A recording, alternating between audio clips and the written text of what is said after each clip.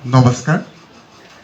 2022 বৰ্ষৰ হাইস্কুল শিক্ষান্ত পৰীক্ষাত শিক্ষাৰ্থীয়ে উত্তীৰ্ণ হোৱা ছাত্ৰ ছাত্ৰীসকলক সম্বৰ্ধনা জনোৱাৰ উদ্দেশ্যে আয়োজন কৰা আজিৰ সভাত সভাপতিত্ব কৰা সন্মানীয় নেওগ ডাঙৰীয়া, উপস্থিত থকা পদ্মনাথ গোহাঁই বৰুৱা চৰকাৰী আদৰ্শ মহাবিদ্যালয়ৰ সন্মানীয় অধ্যক্ষ মহোদয়, প্ৰমুখ্যে কৰি উপস্থিত থকা বিশিষ্ট অতিথিসকল, এই বিদ্যালয়ৰ সন্মানীয় অধ্যক্ষ মহোদয়, প্ৰমুখ্যে শিক্ষক শিক্ষয়িত্ৰীসকল, কাকপথাৰ জাতীয় বিদ্যালয়ৰ মৰমৰ ছাত্ৰ ছাত্ৰীসকল, অভিভাৱকসকল আৰু আজিৰ এই অনুষ্ঠানৰ মুখ্য কেন্দ্ৰবিন্দু শিক্ষাৰ্থীৰে উত্তীৰ্ণ হোৱা মৰমৰ ছাত্ৰ ছাত্ৰীসকল।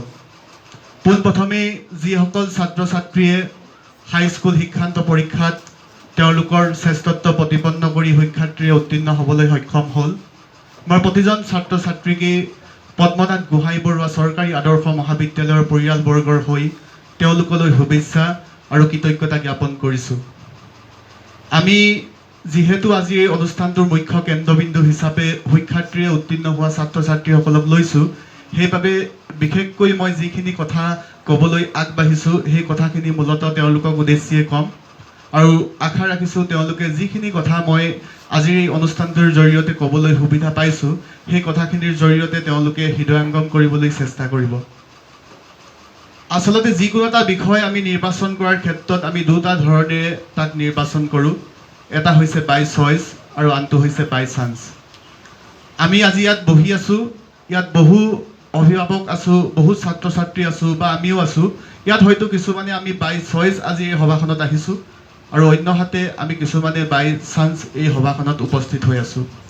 নিশ্চয় আপোনালোকে বাই চইচ আৰু বাই চান্স শব্দ দুটাৰ অৰ্থ উপলব্ধি কৰিব পাৰিছে। আচলতে আমি কিছুমান দিশ এনেকুৱা আছে যিবিলাক দিশ আমি স্ব ইচ্ছাৰে নিৰ্বাচন কৰি লওঁ বা স্ব পচন্দৰে নিৰ্বাচন কৰি লওঁ, আৰু কিছুমান এনেকুৱা দিশ আছে যিবিলাক আমাৰ পচন্দ নথকাৰ স্বত্বেও আমি বাই চান্স নিৰ্বাচন কৰিবলৈ বাধ্য হৈ পৰোঁ। আৰু হাইস্কুল শিক্ষান্ত পৰীক্ষাত যিসকল ছাত্ৰ ছাত্ৰীয়ে উত্তীৰ্ণ হ'ল তেওঁলোকেও আগন্তুক পৰ্যায়ত কেনেধৰণৰ শিক্ষা গ্ৰহণ কৰিব, কেনেধৰণৰ পাঠ্যক্ৰম গ্ৰহণ কৰিব, সেই ক্ষেত্ৰতো তেওঁলোকৰ মাজত দুমোজা নথকা নহয়। হয়তো বহু ছাত্ৰ ছাত্ৰীয়ে এনে এখন মহাবিদ্যালয় নিৰ্বাচন কৰিব যিখন তেওঁলোকৰ বাবে বাই চইচ হ'ব, আৰু কিছুমান ছাত্ৰ ছাত্ৰীয়ে এনেকুৱা এখন মহাবিদ্যালয় নিৰ্বাচন কৰিব যিখন তেওঁলোকৰ বাবে বাই চান্স হ'ব। আৰু মই এজন শিক্ষক হিচাপে বা তেওঁলোকৰ এজন অভিভাৱক হিচাপে মই কওঁ, আগন্তুক দিনবিলাকত যি পাঠ্যক্ৰম গ্ৰহণ কৰিবলৈ নোযোৱা বা যি এখন মহাবিদ্যালয় নিৰ্বাচন কৰিবলৈ নোযোৱা, তোমালোকৰ বাবে সেই মহাবিদ্যালয়খন বা সেই পাঠ্যক্ৰম বাই চইচ হওক, অৰ্থাৎ তোমালোকে নিজৰ পচন্দ অনুসৰি সেই মহাবিদ্যালয় আৰু সেই পাঠ্যক্ৰম নিৰ্বাচন কৰা। পাঠ্যক্ৰম মানে মই কলা বিজ্ঞান তেনেকুৱা ধৰণৰ এখন পাঠ্যক্ৰমৰ কথা ক'ব বিচাৰিছোঁ। আৰু ছাত্ৰ ছাত্ৰীসকলে সেই বিষয়টো নিৰ্বাচন কৰিব স্ব ইচ্ছাৰে, আৰু নিৰ্বাচন কৰোঁতেই তেওঁলোকক প্ৰয়োজন হ'ব এটা লক্ষ্যৰ। লক্ষ্য নোহোৱাকৈ আমি কোনো বস্তু পচন্দ অনুযায়ী নিৰ্বাচন কৰিব নোৱাৰোঁ। গতিকে জাতীয় বিদ্যালয়ত অধ্যয়ন কৰি থকাৰ সময়ছোৱাত তেওঁলোকে লক্ষ্য স্থিৰ কৰিছিল নকৰিছিল সেই বিষয়ে মই ক'বলৈ নাযাওঁ, কিন্তু হাইস্কুল শিক্ষান্ত পৰীক্ষাৰ দেওনাখন পাৰ হোৱাৰ পাছত জীৱনত এনেকুৱা এটা লক্ষ্য লাগিব যি লক্ষ্যটোৱে তেওঁলোকক আগন্তুক দিনবিলাকত সফলতাৰ মাপকাঠিত উপনীত হোৱাত সহায় কৰিব। সেইবাবে এনেকুৱা এখন মহাবিদ্যালয় নিৰ্বাচন কৰক যিখন মহাবিদ্যালয় নিৰ্বাচন কৰোঁতে তেওঁলোকৰ এটা লক্ষ্য থাকক, এনেকুৱা এখন পাঠ্যক্ৰম নিৰ্বাচন কৰক যিখন পাঠ্যক্ৰম নিৰ্বাচন কৰোঁতে তেওঁলোকে একোটা লক্ষ্য আগত ৰাখি নিৰ্বাচন কৰিব। আৰু সেই লক্ষ্য নিৰ্বাচন কৰিলেই নহ'ব, যিহেতু শিক্ষা প্ৰক্ৰিয়াটো এটা সুদূৰ প্ৰসাৰী প্ৰক্ৰিয়া। হাইস্কুল শিক্ষান্ত পৰীক্ষাত 90% লাভ কৰা মানে জীৱনৰ কৃতকাৰ্য নহয়, ই মাত্ৰ জীৱনৰ বাবে আৰম্ভণি। গতিকে এই সুদূৰ প্ৰসাৰী প্ৰক্ৰিয়াটোত আগবাঢ়ি যাবলৈ যাওঁতে আমাক বিভিন্ন প্ৰক্ৰিয়াই বিভিন্ন দিশে আমাক সদায় আমনি কৰিব, সদায় আমাক বাট ভেটি ধৰিব। আৰু যিহেতু এই ছাত্ৰ ছাত্ৰীসকল বৰ্তমান কৈশোৰ কালত আছে, গতিকে অভিভাৱকসকলক উদ্দেশ্যেও মই এই কথাখিনি কৈছোঁ। এই কৈশোৰ কালৰ সময়ছোৱাটো খুব জটিল সময়, জীৱনৰ আটাইতকৈ জটিল সময় বুলি কোৱা হয় কৈশোৰ কাল। আৰু কৈশোৰ কালত ছাত্ৰ ছাত্ৰীসকলে এক ধুমুহা আৰু পীড়নৰ মাজেদি আগবাঢ়ি যোৱাৰ প্ৰয়োজনীয়তা আহি পৰে, আৰু সেই ধুমুহা আৰু পীড়নেই কেতিয়াবা জীৱনত খুব এটা ডাঙৰ জটিল সমস্যাৰ সৃষ্টি কৰিব পাৰে। গতিকে ছাত্ৰ ছাত্ৰীসকলে এটা কথাত মনোনিৱেশ কৰিব পাৰিব লাগিব যে তেওঁলোকে যিহেতু মহাবিদ্যালয় বা উচ্চ শিক্ষাৰ পাঠ্যক্ৰমত ধাৱম্বিত হ'বলৈ গৈছে, সেইবাবে তেওঁলোকে যিটো লক্ষ্য স্থিৰ কৰিছে সেই লক্ষ্য স্থিৰ কৰা দিশটো বা সেই লক্ষ্যটো সদায় চাই থাকিব পাৰিব লাগিব। আৰু তেনেকুৱা লক্ষ্য চাই থাকিব পৰা মই এটা উদাহৰণ এইখিনিতে দিব বিচাৰোঁ যে এগৰাকী মহিলাই এটা নামঘৰত সদায় তেওঁ পূজা অৰ্চনা কৰিবলৈ যায় আৰু পূজা অৰ্চনা কৰিবলৈ যাওঁতে তেওঁ সদায় দেখে যে নামঘৰটোত পূজা অৰ্চনা কৰা ব্যক্তিৰ সংখ্যা কম, কিন্তু নামঘৰটোত যি নান্দনিক সৌন্দৰ্য, বাহিৰৰ পৰিৱেশ চোৱা বা সেইবিলাক উপভোগ কৰাৰ সংখ্যা মানুহৰ খুব বেছি। তেতিয়া তেওঁ দেখিছে কোনোবাই ফটো তুলিছে, কোনোবাই আনন্দ কৰিছে, কোনোবাই বহি আছে, কিন্তু ভিতৰত পূজা অৰ্চনা কৰা ব্যক্তিৰ সংখ্যা খুব কম। আৰু সেই সময়তে মহিলাগৰাকীয়ে তাত থকা যিজন পূজাৰী, সেই পূজাৰীজনক সুধিছে যে গুৰু, ইয়াত পূজা অৰ্চনা কৰা ব্যক্তিৰ সংখ্যা কম, কিন্তু মন্দিৰ হিচাপে ইয়াত বাহিৰত কিন্তু সেই যি নান্দনিক সৌন্দৰ্য, যি পাৰিপাৰ্শ্বিক সৌন্দৰ্য, সেইবিলাক উপলব্ধি কৰা ফটো তোলা ব্যক্তিৰ সংখ্যা খুব বেছি। তেতিয়া পূজাৰীজনে কৈছে যে কাইলৈ এগিলাচ ভৰ্তি পানী হাতত লৈ আহিবা। তেওঁ প্ৰশ্নটো সুধিছিল বেলেগ আৰু তেওঁৰ পূজাৰীজনে উত্তৰটো দিলে বেলেগ। তেওঁ ক'লে যে এগিলাচ ভৰ্তি পানী হাতত লৈ আহিবা, কিন্তু তেওঁ সুধিছিল কিয় ইয়াত পূজা অৰ্চনা কৰা ব্যক্তিৰ সংখ্যা কম। তেওঁ কথা অনুসৰি পিছদিনা এগিলাচ ভৰ্তি পানী হাতত লৈ আহিছে, একেবাৰে ভৰ্তি, আৰু তাৰপিছত গুৰুৰ ওচৰলৈ লৈ গৈ দিছে, গুৰু এইগিলাচ পানীয়ে আপুনি লৈ আহিব কৈছিল, কিন্তু মই প্ৰশ্নটো সুধিছিলোঁ বেলেগ, কিয় আপুনি মোক এনেদৰে প্ৰশ্নৰ উত্তৰটো দিলে। তেতিয়া গুৰুৱে সুধিছে যে যোৱাকালি তুমি দেখিছিলা যে ইয়াত পূজা অৰ্চনা কৰা ব্যক্তিৰ সংখ্যা কম, কিন্তু বাহিৰত নান্দনিক সৌন্দৰ্য উপলব্ধি কৰা ব্যক্তিৰ সংখ্যা খুব বেছি। আজি তুমি দেখিলানে? তেতিয়া সেই ব্যক্তিগৰাকীয়ে, মহিলাগৰাকীয়ে কৈছে যে আজি মই দেখা নাপালোঁ। কিয় দেখা নাপালা? কিয়নো আপুনি এগিলাচ ভৰ্তি পানী হাতত লৈ আহিব কৈছিল, পানীগিলাচ হাতৰ পৰা পৰিব বুলি ভাবি আছিলোঁ, চাই আছিলোঁ, আৰু সেইবাবে বাহিৰত মই একো বস্তুতেই মনোনিৱেশ কৰিব নোৱাৰিলোঁ, আৰু মই পানীগিলাচ সেইবাবে হাতত লৈ আহোঁতে মই কাকোৱে দেখা নাপালোঁ। তেতিয়া পূজাৰীজনে কৈছে যে মানুহৰ জীৱনটো ঠিক তেনেকুৱা, যে আমি জীৱনত এটা লক্ষ্য স্থিৰ কৰি লওঁ হয়, কিন্তু লক্ষ্যটোৰ পৰা আমাক ফালৰি কটি আনিব পৰা বহুত দিশেই আমাক প্ৰভাৱ পেলাব পাৰে। ছাত্ৰ ছাত্ৰীসকলৰ ক্ষেত্ৰতো ঠিক তেনেকুৱাই হ'ব। তেওঁলোকে যেতিয়া মহাবিদ্যালয়ৰ পৰ্যায়ত যাব বা অন্য উচ্চ শিক্ষানুষ্ঠানত অন্তৰ্ভুক্ত হ'ব, তেতিয়া তেওঁলোকক বিভিন্ন ধৰণৰ বাহ্যিক কাৰকে প্ৰভাৱ পেলাব পাৰে। যিদৰে মহিলাগৰাকীক এগিলাচ ভৰ্তি পানী তেওঁক হাতত লৈ আহিব কৈছিল, বা সেই এটা লক্ষ্য বুলি যদি এগিলাচ পানীক আমি ধৰি লওঁ, তোমালোকেও সেই পানীগিলাচ হাতত ধৰি থকাৰ দৰে তোমালোকৰ জীৱনৰ লক্ষ্যটো হাতত ধৰি থাকিব পাৰিব লাগিব। যদি তুমি জীৱনৰ লক্ষ্যটো সেই তেনেদৰেই আলপৈচান ধৰি আগবঢ়াই নিব পাৰিছা, তেতিয়াহ'লে সেই শিক্ষাৰ যিটো সুদূৰ প্ৰসাৰী প্ৰক্ৰিয়া, সেই প্ৰক্ৰিয়াটোত নিজকে সফলতাত উপনীত হ'ব পাৰিবা বুলি আমি ক'ব পাৰিম। সেয়েহে তোমালোকক মই পুনৰবাৰ অনুৰোধ জনাম যে উচ্চতৰ বা আমি এই যিটো হাইস্কুল শিক্ষান্ত পৰীক্ষা হ'ব, এইবিলাক পৰীক্ষা মাত্ৰ জীৱনৰ আৰম্ভণি হয়। তোমালোকৰ শিক্ষা প্ৰক্ৰিয়াটো এটা সুদূৰ প্ৰসাৰী প্ৰক্ৰিয়া। তোমালোকে প্ৰতিদিন, প্ৰতি বছৰ, প্ৰতিটো মাহ সদায় তোমালোকে চেষ্টা কৰিব লাগিব জীৱনৰ লক্ষ্যত উপনীত হোৱাৰ। আজিৰ এই অনুষ্ঠানটিত এটা কথা খুব ভাল লাগিছে যে ইয়াত কেৱল উত্তীৰ্ণ হোৱা ছাত্ৰ ছাত্ৰীসকল নহয়, ইয়াত অভিভাৱকসকলকো মাতি অনা হৈছে, তেওঁলোককো এইখন মঞ্চত অন্তৰ্ভুক্ত হোৱাৰ সুবিধা প্ৰদান কৰিছে। আচলতে যদিও আমি দেখোঁ যে শিক্ষা প্ৰক্ৰিয়া আমি কওঁ দ্বিপাক্ষিক প্ৰক্ৰিয়া, য'ত শিক্ষক আৰু শিক্ষাৰ্থী থাকে, কিন্তু প্ৰকৃতাৰ্থত শিক্ষা প্ৰক্ৰিয়াটো কেতিয়াও দ্বিপাক্ষিক প্ৰক্ৰিয়া নহয়। শিক্ষা হৈছে এক ত্ৰিপাক্ষিক প্ৰক্ৰিয়া, য'ত শিক্ষক, শিক্ষাৰ্থী আৰু সামাজিক পৰিৱেশ অন্তৰ্ভুক্ত হৈ থাকে। আৰু ছাত্ৰ ছাত্ৰীসকলৰ ক্ষেত্ৰত শিক্ষকৰ গুৰুত্ব বা শিক্ষানুষ্ঠানখনৰ গুৰুত্ব যিমান বেছি, তাতোকৈ বেছি অভিভাৱকৰ দায়িত্ব বা তাতোকৈ বেছি সমাজখনৰ দায়িত্ব। এজন ছাত্ৰক মানুহৰ পৰা সম্পদলৈ পৰ্যবেক্ষিত কৰিবলৈ হ'লে এজন শিক্ষকৰ যিমান পৰিমাণে অৰিহণা থাকে, সমান্তৰালভাৱে মাক দেউতাক বা ওচৰৰ স্বজন প্ৰীতি সকলোৰে সমানে গুৰুত্ব আৰু ভূমিকা থাকিব লাগিব। আৰু আমি এটা কথা এইখিনিতে ক'ব বিচাৰোঁ যে আনুষ্ঠানিক শিক্ষা যিটো আজিৰ পৰ্যায়ত চলি আছে, এই জাতীয় বিদ্যালয়ত যিটো শিক্ষা প্ৰদান কৰা হৈছে আনুষ্ঠানিক শিক্ষা, কিন্তু আনুষ্ঠানিক শিক্ষা যিমান পৰিমাণে গুৰুত্বপূৰ্ণ, এজন শিক্ষাৰ্থীৰ বাবে, এজন শিশুৰ বাবে অনানুষ্ঠানিক শিক্ষাও খুব গুৰুত্বপূৰ্ণ। এতিয়া যদি কওঁ অনানুষ্ঠানিক শিক্ষাৰ মাধ্যমবোৰ কি, অনানুষ্ঠানিক শিক্ষাৰ মাধ্যমবোৰ হৈছে ঘৰ, পৰিয়াল, সমাজ, নামঘৰ, সংঘ, সভা, সমিতি, সংগঠন, এই সকলোবিলাক হৈছে অনানুষ্ঠানিক শিক্ষাৰ একো একোটা মাধ্যম। ছাত্ৰ ছাত্ৰীসকলে আনুষ্ঠানিক শিক্ষাৰ জৰিয়তে যিমানবিলাক জ্ঞান আয়ত্ত কৰিব ঠিক সমান্তৰালভাৱে অনানুষ্ঠানিক শিক্ষাৰ জৰিয়তেও তাৰমানে ঘৰ পৰিয়াল অভিভাৱক তেওঁলোকৰ পৰাও জ্ঞান আয়ত্ত কৰাৰ প্ৰয়াস কৰিব লাগে। আমাৰ এনেকুৱা এজন বিজ্ঞানী আছে যিজন বিজ্ঞানীয়ে আনুষ্ঠানিক শিক্ষা আধাতে শেষ কৰিও কিন্তু আজি বিজ্ঞানৰ এক উজ্জ্বল নক্ষত্ৰ হৈ জিলিকি আছে। তেওঁ এনে এজন বিজ্ঞানী আছিল যিজন বিজ্ঞানীক স্কুলৰ পৰা এখন চিঠি দি পঠাই দিয়া হৈছিল।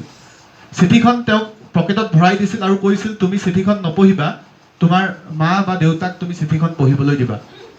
তেওঁ আছিল পঢ়াত খুব দুৰ্বল আৰু দুৰ্বল হোৱাৰ বাবেই শিক্ষকসকলে তেওঁক যত্ন ল'ব নোৱাৰি তেওঁক কৈছিল যে তুমি চিঠিখনত যিখিনি দিয়া আছে সেইখিনি মাক পঢ়িবলৈ দিবা, তুমি শুনিবা। আৰু চিঠিখন তেওঁ তেনেদৰে তেওঁৰ মাকৰ হাতত গতাই দিছিল আৰু মাকে তেওঁক চিঠিখন পঢ়ি শুনাইছিল। চিঠিখনত এনেদৰে লিখিছিল বুলি পঢ়িছিল, এনেদৰে লিখা আছে বুলি মাকে পঢ়িছিল যে প্ৰিয় অভিভাৱক, আপোনাৰ সন্তানটো পঢ়াত খুব ভাল, তেওঁ ইমান ভাল যে তেওঁৰ যিবিলাক গুণ প্ৰতিভা সেইবিলাকক চুই যাব পৰাকৈ, সেইবিলাকক সফল কৰি তুলিব পৰাকৈ আমাৰ বিদ্যালয়ত উপযুক্ত আন্তঃগাঁথনিৰ অভাৱ। আমাৰ শিক্ষকেও তেওঁৰ যি প্ৰতিভাশালী চৰিত্ৰ সেই প্ৰতিভাশালী চৰিত্ৰক আকৰ্ষণ কৰিব পৰা নাই। সেইবাবে ইমান এটা প্ৰতিভাশালী শিশুক শিক্ষাদান কৰা, আমি বিদ্যালয়ত শিক্ষাদান কৰাৰ পৰিৱৰ্তে আপোনালোকে ঘৰতেই চোৱা চিতা কৰক। তেনেকৈ মাকে পঢ়ি দিছিল। কিন্তু প্ৰকৃতাৰ্থত চিঠিখনত তেনেকৈ লিখা নাছিল। মাকে যদিও তেনেকৈ পুত্ৰক পঢ়ি শুনালে, চিঠিখনত লিখা আছিল যে অভিভাৱক, আপোনাৰ সন্তানটো পঢ়াত খুব দুৰ্বল, তেওঁক শিক্ষাদান কৰিব পৰাকৈ আমাৰ শিক্ষকসকল সক্ষমেই নহয়। গতিকে এনে দুৰ্বল শিক্ষাৰ্থীক আমি বিদ্যালয়ত শিক্ষা গ্ৰহণ কৰিবলৈ অসমৰ্থ, আপোনালোকে ঘৰতে চোৱা চিতা কৰক। কিন্তু মাকে তেওঁক সেই বুলি পঢ়াই নুশুনালে। আৰু সেইজন ব্যক্তিয়ে এটা সময়ত এনে এটা বস্তুৰ উদ্ভাৱন কৰিলে, এনে এক বিজ্ঞানী হৈ পৰিল, তেওঁ হৈছে থমাছ এডিছন। আমাৰ ইয়াত জ্বলি থকা বাল্বটোৰ উদ্ভাৱনকাৰী হৈছে থমাছ এডিছন। তেওঁ ঘৰুৱা শিক্ষাৰে বিজ্ঞানৰ দ্বাৰা আকৃষ্ট হ'ল, তেওঁ ঘৰুৱা শিক্ষাৰে তেওঁ এজন সুবিজ্ঞানী হৈ পৰিল। গতিকে অনানুষ্ঠানিক শিক্ষাৰ কিমান গুৰুত্ব আছে তাক মই আপোনালোকক বুজাবলৈ বা তাক প্ৰতিনিধিত্ব কৰিবলৈ মই এই কাহিনীটো কৈছোঁ। গতিকে জীৱনত এনেকুৱা নহয় যে আনুষ্ঠানিক শিক্ষাৰ জৰিয়তেহে এজন ব্যক্তি সম্পদলৈ পৰ্যবেক্ষিত হ'ব, এজন ব্যক্তিয়ে নিজৰ জীৱনত সফল হ'ব পাৰিব। আনুষ্ঠানিক শিক্ষাৰ যিমান গুৰুত্ব আছে সমান্তৰালভাৱে পিতৃ মাতৃ সমাজ বা পৰিয়াল সকলোৰে সমান গুৰুত্ব আৰু ভূমিকা থাকিব লাগে। আৰু আপোনালোকেও আগন্তুক দিনবিলাকত এই ছাত্ৰ ছাত্ৰীয়ে নহয়, যিসকল ছাত্ৰ ছাত্ৰীয়ে কাকপথাৰ জাতীয় বিদ্যালয়ত পঢ়ি আছে, সকলোৰে হৈ আপোনালোকে তেনে চেষ্টা কৰক যে ছাত্ৰ ছাত্ৰীসকলক বিদ্যালয়ৰ লগতে আমি পৰিয়ালৰ তৰফৰ পৰা কেনেকৈ তেওঁৰ ব্যক্তিত্বক বিকাশ সাধন কৰিব পৰা যায়। এই যি কথাখিনি আমি উপলব্ধি যদি কৰিব পাৰোঁ যে অভিভাৱক হিচাপে বা অন্য ব্যক্তি হিচাপে যদি সকলোৱে অনানুষ্ঠানিক শিক্ষাৰ গুৰুত্বক যদি উপলব্ধি কৰিব পাৰোঁ, তেতিয়াহে আচলতে ছাত্ৰ ছাত্ৰীসকলৰ যি সৰ্বাংগীন বিকাশ, শাৰীৰিক মানসিক নৈতিক আধ্যাত্মিক এই সকলোবিলাক দিশৰ বিকাশ আমি সম্ভৱ কৰি তুলিব পৰা যাব। ইয়াৰ পাছতে ছাত্ৰ ছাত্ৰীসকলৰ যিহেতু এই সময়ছোৱা খুব গুৰুত্বপূৰ্ণ সময়, তেওঁলোকে এই সময়ছোৱাত যিহেতু জীৱনৰ বাবে এটা জটিল সময়ৰ মাজে আগবাঢ়িবলৈ গৈছে, এই সময়ছোৱাত তেওঁলোকে কেনেকৈ শিক্ষা গ্ৰহণ কৰিলে আগন্তুক পৰ্যায়ত সফল হ'ব পাৰিব সেই সম্পৰ্কেও মই দুআষাৰ ক'ব বিচাৰিছোঁ। যিসকল ছাত্ৰ ছাত্ৰীয়ে এতিয়া উচ্চতৰ মাধ্যমিক প্ৰথম বৰ্ষত নামভৰ্তি কৰিব, তেওঁলোকে সেই বিদ্যালয়খনত গৈ হয়তো আজিৰ যি জাতীয় বিদ্যালয়ৰ পৰিৱেশ, সেই পৰিৱেশটো তাত তেওঁলোকে লাভ নকৰিবও পাৰে। বা উচ্চ শিক্ষাৰ যি শিক্ষা প্ৰদানৰ প্ৰক্ৰিয়া, সেই প্ৰক্ৰিয়াটো কিন্তু স্কুল পৰ্যায়ৰ শিক্ষাৰ দৰে একেই নহয়। সেইবাবে ছাত্ৰ ছাত্ৰীসকলে কিছু ক্ষেত্ৰত গুৰুত্ব দিয়াৰ প্ৰয়োজনীয়তা আছে যে তেওঁলোকে বিশেষকৈ 4টা L লাৰ্ণিঙৰ ওপৰত গুৰুত্ব দিব লাগে। প্ৰথমটো হৈছে লাৰ্ণিং টু ন'। তেওঁলোকে যেতিয়া এখন স্কুলত যাব, প্ৰথমে তেওঁলোকে লাৰ্ণিং টু ন' মানে হৈছে জানিবলৈ শিকা। তেওঁলোকে সদায় এটা কথা চেষ্টা কৰিব লাগিব, কেনেকৈ নতুন কথা জানিবলৈ বুজিবলৈ চেষ্টা কৰিব পাৰে। তাৰপিছতে দ্বিতীয়টো হৈছে লাৰ্ণিং টু বি, অৰ্থাৎ জীৱনত কিবা এটা কৰিবলৈ তেওঁলোকে শিকিব লাগিব। যিখনেই বিদ্যালয়ত যাব, সেই বিদ্যালয়খনত তেওঁলোকে জীৱনত কিবা এটা হোৱাৰ, জীৱনত কিবা এটা কৰাৰ তেওঁলোকে মন বান্ধি ল'ব লাগিব। তৃতীয়তে হৈছে learning to do. Learning to do মানে হৈছে কৰা, অৰ্থাৎ কৰিবলৈ শিকা। তেওঁলোকে জীৱনত কাম কৰিবলৈ, তেওঁলোকে জীৱনত কিবা এটা নতুন সৃষ্টি কৰিবলৈ শিকিব পাৰিব লাগিব। এখন বিদ্যালয়ত গৈ তেওঁলোকে কেৱল লাৰ্ণিংটো নহ'লে জানিলেই নহ'ব বা লাৰ্ণিংটো বি কিবা এটা হ'বলৈ চেষ্টা কৰিলেও নহ'ব, তেওঁলোকে কিন্তু হাতে কামেৰেও সেই কামটো কৰিব লাগিব। আৰু শেষৰটো হৈছে লাৰ্ণিং টু লিভ টুগেডাৰ, অৰ্থাৎ আমি যিকোনো অনুষ্ঠান হওক, যিকোনো ঘৰ পৰিয়াল য'তেই হওক, আমি সদায় একেলগে সহবাস কৰিব পৰা এটা মানসিকতাৰ সৃষ্টি কৰিব লাগে। গতিকে সেই বিদ্যালয়বিলাকত যিবিলাকতে তোমালোকে অধ্যয়ন কৰিবলৈ যাবা, সেই বিদ্যালয় মহাবিদ্যালয়ত তোমালোকে একেলগে কেনেকৈ আগবাঢ়ি যাব পাৰা তাৰ ওপৰত গুৰুত্ব দিবা। সকলোৰে মাজত এটা সৌহাৰ্দ্যমূলক সম্পৰ্ক স্থাপনৰ জৰিয়তে এটা ভাল পৰিৱেশ সৃষ্টি কৰিবলৈ সদায় যত্ন কৰিবা। এতিয়া আমি শিক্ষা গ্ৰহণ কৰিম, ঠিকেই আছে। শিক্ষা গ্ৰহণ কৰাৰ পাছত আচলতে আমি কেনেকুৱা ধৰণৰ শিক্ষা গ্ৰহণ কৰিম সেইটো খুব ডাঙৰ আৰু গুৰুত্বপূৰ্ণ কথা। সমাজত সাধাৰণতে দুটা শ্ৰেণী আছে। আমি ভাবোঁ যে এটা ধনী শ্ৰেণী, আনটো দুখীয়া শ্ৰেণী। কিন্তু মোৰ দৃষ্টিত সমাজত ধনী আৰু দুখীয়া বুলি দুটা শ্ৰেণী নাই। মই কৈছোঁ সমাজত আৰু দুটা শ্ৰেণী আছে। এটা হৈছে টকা পইচা ঐশ্বৰ্যশালী দুখীয়া শ্ৰেণী আৰু আনটো হৈছে জ্ঞান সমৃদ্ধ ধনী শ্ৰেণী। বুজি পাইছানে তোমালোকে কথাটো?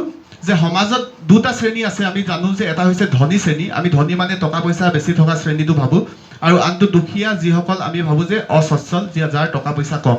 কিন্তু মই এনেকৈ ক'ব বিচাৰিছোঁ যে সমাজত দুটা শ্ৰেণী আছে। এটা শ্ৰেণী হৈছে টকা পইচা থকা ঐশ্বৰ্যশালী দুখীয়া শ্ৰেণী, আৰু আনটো হৈছে জ্ঞান সমৃদ্ধ ধনী শ্ৰেণী। আৰু তোমালোকে সেই জ্ঞান সমৃদ্ধ ধনী শ্ৰেণীৰ ভিতৰত সোমাবলৈ চেষ্টা কৰা। সেই জ্ঞান সমৃদ্ধ ধনী শ্ৰেণী মানে হৈছে জ্ঞানী ব্যক্তি হোৱা, শিক্ষিত ব্যক্তি হোৱা। ঠিক তেনেকৈ আৰু দুটা শ্ৰেণীৰ কথা কওঁ, যে কোনো এক শিক্ষা গ্ৰহণ কৰাৰ পাছত আমি যদি ডিগ্ৰী এটা গ্ৰহণ কৰিলোঁ, স্নাতক ডিগ্ৰী গ্ৰহণ কৰিলোঁ, তাৰ পিছত দুটা শ্ৰেণীৰ সৃষ্টি হয়। এটা হৈছে শিক্ষিত শ্ৰেণী আৰু আনটো হৈছে ডিগ্ৰীধাৰী শ্ৰেণী। শিক্ষিত আৰু ডিগ্ৰীধাৰী শ্ৰেণীৰ মাজৰ পাৰ্থক্যটো তোমালোকে বুজিবলৈ চেষ্টা কৰা। যে শিক্ষিত শ্ৰেণী মানে হৈছে সেইটো শ্ৰেণী যিসকলৰ শাৰীৰিক, মানসিক, নৈতিক, আধ্যাত্মিক আদি সৰ্বতোমুখী বিকাশৰ জৰিয়তে এটা সুস্থ ব্যক্তিত্ব আৰু সুস্থ চৰিত্ৰ থাকে।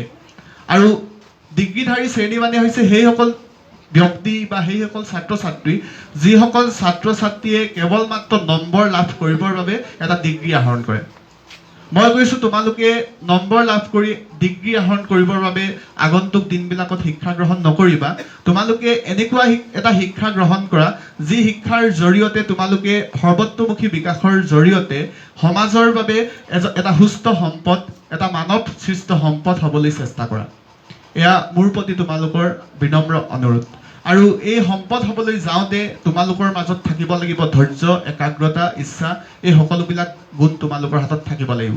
তুমি যদি ভাবা একেদিনাই সকলোবিলাক সম্ভৱ হ'ব, আমি সকলোবিলাক কাম একেদিনাই কৰি তুলিব পাৰিম, তেতিয়াহ'লে এইটো কেতিয়াও সম্ভৱপৰ কথা নহয়। তোমালোকৰ মাজত ধৈৰ্য শক্তি থাকিবই লাগিব। তোমালোকৰ ছাৰে কোৱাৰ দৰে তোমালোকৰ এই অঞ্চলৰ পৰাই ৰুবুল মাউতৰ দৰে এজন ব্যক্তি সৃষ্টি হৈ গৈছে, যিজন ব্যক্তিয়ে এনেকুৱা এটা দুখীয়া পৰিয়ালৰ পৰা প্ৰতিনিধিত্ব কৰিছিল যে 4টা খুঁটা তেওঁ মাটিত পুতি লৈ তাৰ ওপৰত এখন তক্তা থৈ, বাঁহৰ তক্তা থৈ তেওঁ পঢ়িছিল। তেনেকুৱা এজন ব্যক্তি তিনিচুকীয়া মহাবিদ্যালয়ৰ পৰা পঢ়ি ওলাই গৈ বৰ্তমান এখন বাহিৰৰ বিদেশৰ বিশ্ববিদ্যালয়ত গৱেষণা কাৰ্যত লিপ্ত হৈ আছে গৱেষক হিচাপে। গতিকে এনেকুৱা এটা পৰিৱেশৰ পৰা যদি ওলাই যাব পাৰিছে, গতিকে তেনেকুৱা অসম্ভৱ কথা একো নাই। গতিকে সকলো ব্যক্তিয়ে যদি চেষ্টা ইচ্ছা থাকে তেতিয়াহ'লে সকলো ব্যক্তিয়ে পাৰিব। কিন্তু তাৰ বাবে তোমালোকৰ প্ৰয়োজন হ'ব সাধনা, একাগ্ৰতা আৰু তোমালোকৰ ধৈৰ্য। এবাৰ গৌতম বুদ্ধৰ নাম শুনিছা? গৌতম বুদ্ধই এবাৰ ৰাস্তাৰ কাষেৰে গৈ আছিল, আৰু ৰাস্তাৰ কাষেৰে গৈ থাকোঁতে তেওঁৰ পানী পিয়াহ লাগিছিল। আৰু তেওঁৰ লগত যিহেতু শিষ্য আছিল, তেতিয়া এজন শিষ্যক ক'লে, যোৱাচোন ওচৰৰ নদীৰ পৰা এটা পানী লৈ আহিবা পাত্ৰত।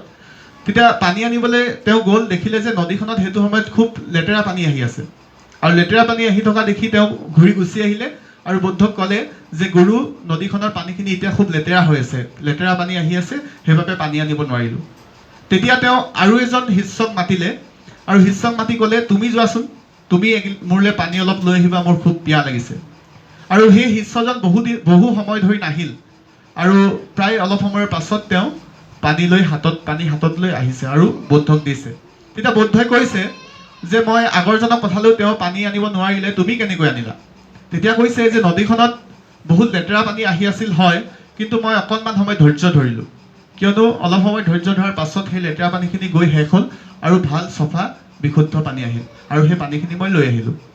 গতিকে আমাৰ মানসিকতা আমাৰ ধৈৰ্য শক্তিও তেনেকুৱা হোৱা উচিত জীৱনত বিভিন্ন ঘাত প্ৰতিঘাত অহাটো স্বাভাৱিক কথা জীৱনত সমস্যা থকাটো স্বাভাৱিক কথা সেই ঘাত প্ৰতিঘাত আৰু আমাৰ সমস্যাবিলাকক মোকাবিলা কৰিব পৰাকৈ আমি এনেকুৱা এটা মানসিকতা গঢ়িব লাগিব যি মানসিকতাই আমাক ধৈৰ্যশীলতা দিব সহনশীলতা দিব যি মানসিকতাই আমাক জীৱনত কৃতকাৰ্য হোৱাত সহায় কৰিব আৰু গতিকে ছাত্ৰ ছাত্ৰীসকলৰ প্ৰতিও মোৰ বিনম্ৰ অনুৰোধ তেওঁলোকে ধৈৰ্য ইচ্ছা এই শক্তিবিলাকৰ জৰিয়তে আগন্তুক দিনবিলাকত তেওঁলোকৰ পিতৃ মাতৃয়ে পঢ়ি ৰখা সপোনবিলাক বাস্তৱত ৰূপায়ণ কৰিবলৈ চেষ্টা কৰিব যিবিলাক সপোন বিদ্যালয়ে দেখিছে যিবিলাক সপোন পিতৃ মাতৃয়ে দেখিছে সেই সপোনবিলাক বাস্তৱত ৰূপায়ণ কৰাৰ দায়িত্ব সম্পূৰ্ণ এজন শিক্ষাৰ্থী বা ছাত্ৰ ছাত্ৰীৰহে তাত শিক্ষক আৰু অভিভাৱকে মাত্ৰ তেওঁলোকক নিৰ্দেশনাহে দিব পাৰে গতিকে সেই চকুত পিতৃ মাতৃৰ চকুত উজলি থকা সপোনবিলাক বাস্তৱত ৰূপায়ণ কৰিবলৈ প্ৰতিজন ছাত্ৰ ছাত্ৰীয়ে বদ্ধপৰিকৰ হওক মই তাৰে কামনা কৰিছোঁ শেষত মই এটা উক্তি খুব ভাল পাওঁ